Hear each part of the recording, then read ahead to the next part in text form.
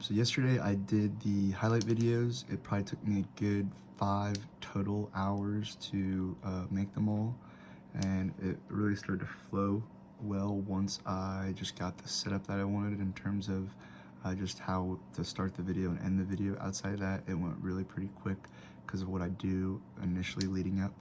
Today I am going to finish the player evals, so I'm about to just stare at a computer and pour my soul out to my players and one last time, and then we will meet tomorrow and go over everything, and then Thursday we have a banquet where I take what I put in those and condense it down to some funny, good pointed things and roast them slash talk very nicely of them.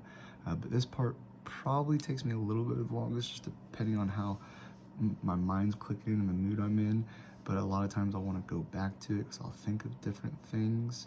But the player evals at the end of the season is like my last message to them one more time, and something that's really important to me. And so that's what I'm going to be working on today in terms of closing out the basketball season. I basically do a day of highlight videos, a day of player evals, and then like a day of meetings with the kids. And then I kind of take the meetings and player eval information and create it into a little speeches for each and for the banquet. And so it's my style of closing out a season with the kids. And you can put just about anything in it. Once I get them done, I can include it. But we're going from 8th grade to high school, so it's a lot of that prep stuff about the next level, what to expect, and things like that.